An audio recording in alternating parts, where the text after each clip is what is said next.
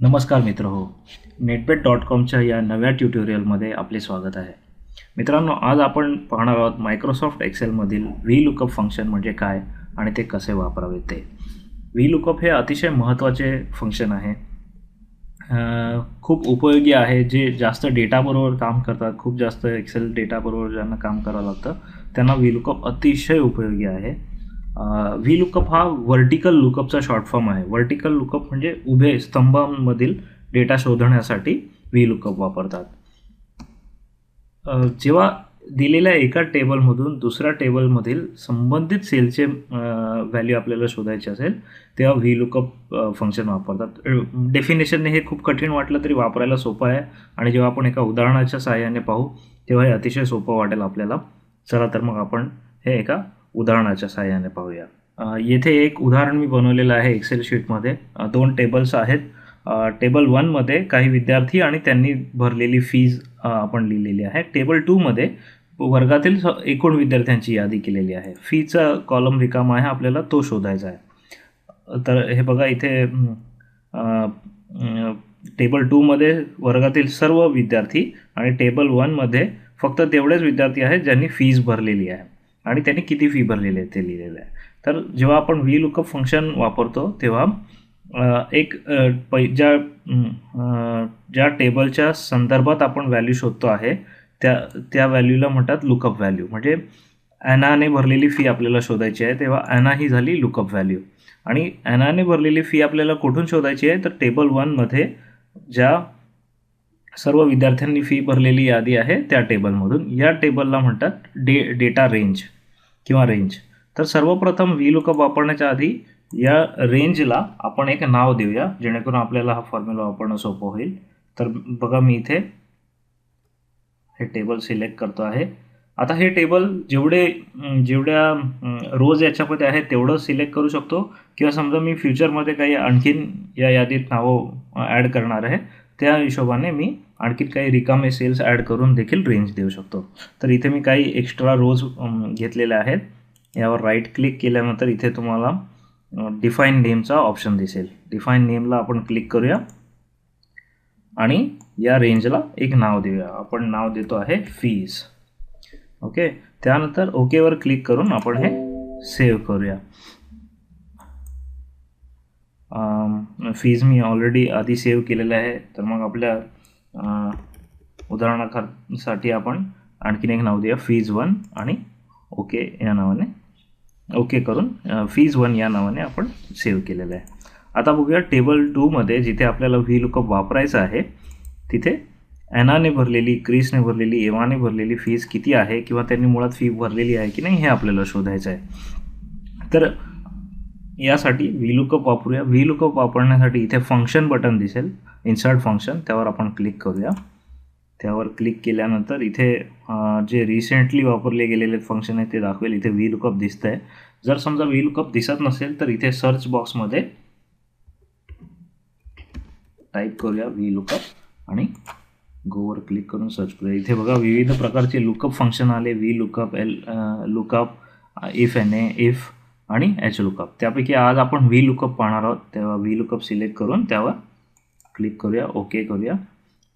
तेव्हा VLOOKUPसाठी ज्या आर्ग्युमेंट्स लागतात, जी माहिती द्यावी लागते हा फंक्शन वापरण्यासाठी ती इथे आहे. आपण यापूर्वीच पाहिलं की लुकअप व्हॅल्यू म्हणजे ज्या नावाच्या किंवा ज्या सेलच्या संदर्भाने आपल्याला माहिती शोधायची आहे. तर इथे ॲना किंवा स्टुडंटचे नाव हे जे आहे ती लुकअप व्हॅल्यू आहे. तर तेव्हा आपण स्टुडंटचे नाव सिलेक्ट करूया. इथे पहा D6 आणि ॲना आलेलं आहे. त्यानंतर पुढच्या माहितीकडे वळूया, ती आहे टेबल ॲरे. टेबल ॲरेला आपण यापूर्वीच एक नाव दिलेलं आहे फीज 1 नावाने. तर तेव्हा फीज 1 आपण इथे क्लिक करूया आणि ही आपोआप त्याची माहिती इथे आलेली दिसेल आपल्याला. कॉलम इंडेक्स नंबर हा अतिशय महत्त्वाचा आहे. कॉलम इंडेक्स नंबर म्हणजे आपल्याला दिलेल्या पहिल्या टेबलमधली कोणती माहिती घ्यायची आहे. इथे बघा आपल्याला दिलेल्या पहिल्या टेबलमधील फीज हवी आहे. हे बघा फीज हवी आहे. तो फीज हा जो कॉलम आहे तो दुसरा कॉलम आहे. जर आपण हे टेबल पाहिले दोन कॉलम्स टेबल आहे. पहिल्या कॉलममध्ये नावं आहेत आणि दुसऱ्या कॉलममध्ये फीज आहे. तर आपल्याला दुसरा कॉलम म्हणजेच फीज पाहिजे म्हणून इथे 2 लिहिलं. तिसरा जे आहे ते ऑप्शनल आहे. चौथा व्हॅल्यू ते लॉजिकल स्टेटमेंट. जर आपण दिलेल्या नावाच्या एक्झॅक्ट मॅच शोधत असू, उदाहरणार्थ इथे आपण ॲना शोधतोय, तर ॲनाचा एक्झॅक्ट मॅच आपण शोधत असू तर त्यासाठी फॉल्स लिहायचं. Find an exact match is equal to false. आणि जर ॲना या नावाच्या जवळपास जाणाऱ्या एखादी टर्म असेल तर ती आपल्याला हवी असेल तर त्यासाठी ट्रू हे वापरावं. परंतु जनरली बेसबरोबर काम करताना आपण एक्झॅक्ट मॅच शोधणं गरजेचं असतं, नाहीतर चुका होऊ शकतात. म्हणून इथे आपण फॉल्स असं लिहूया. चला, आपल्या फॉर्म्युलामध्ये 4ही व्हॅल्यू दिलेल्या आहेत. त्यानंतर आपण ओकेवर क्लिक करूया. हे पहा, इथे फॉर्म्युलाने उत्तर दिलेलं आहे. उत्तरामध्ये एरर आला आहे. एरर का आलेला आहे बघूया. ॲनाच्या समोर फीजच्या इथे एरर आलेला आहे, कारण तुम्ही पहिल्या टेबलमध्ये पाहाल तर ॲनाने मुळात फीज भरलेली नाही आहे, म्हणून हा एरर आलेला आहे. आता हा आपण फॉर्म्युला कॉपी करूया. मी इथे कॉपी करतो आणि त्यानंतर सर्व सेल समोर सिलेक्ट करून पेस्ट करूया. ठीक आहे. आता बघा, इथे उत्तर आलेली आहेत.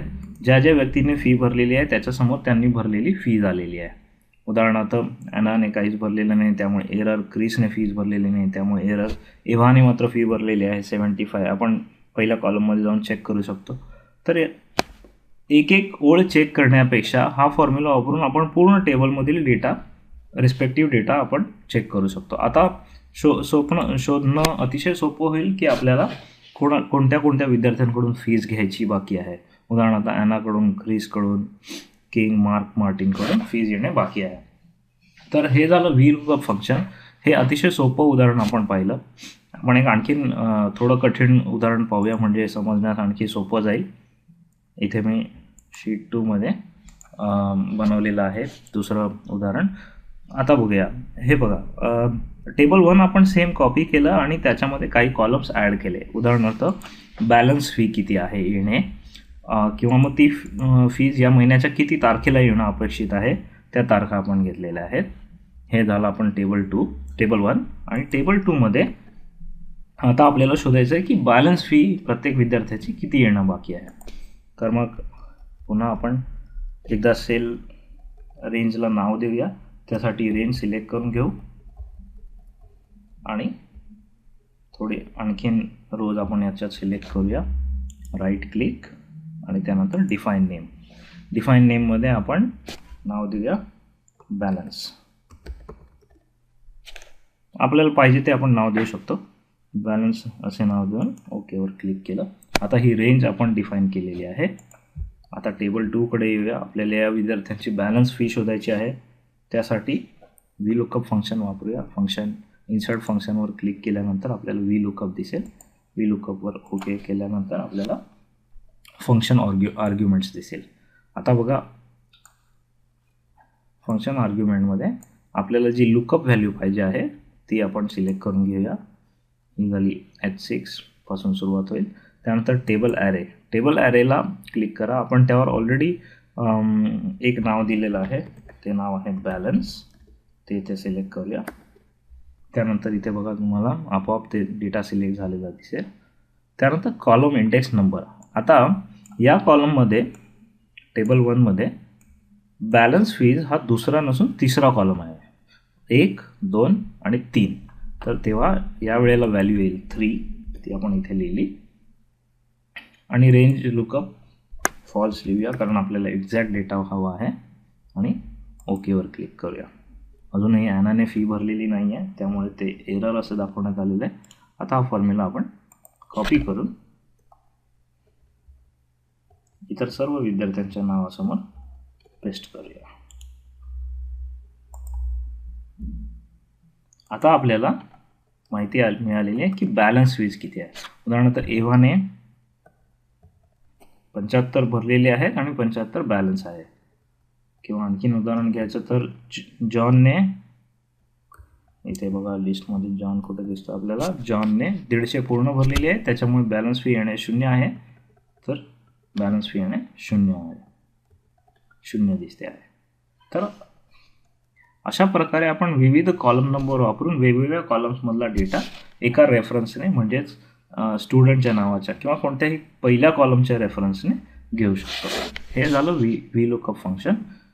वापरायला अतिशय सोपं आहे. थोडी प्रॅक्टिस करणं गरजेचं आहे, परंतु एकदा तुम्हाला हे फंक्शन जमलं की त्यानंतर पुढे एक्सेलमध्ये काम करणं अतिशय सोपं होऊन जातं. मित्रांनो, हे व्ही लुकअप फंक्शन तुम्हाला कळलं असेल, आवडलं असेल आणि वापरायला सोपं असं फंक्शन तुम्हाला उपयोगी ठरेल अशी मला खात्री आहे. netbet.com हे ट्युटोरियल तुम्हाला कसे वाटले हे आम्हाला कमेंट्समध्ये लिहून जरूर कळवा आणि नेटबेटच्या या यूट्यूब चॅनलला जरूर सबस्क्राईब करा. धन्यवाद.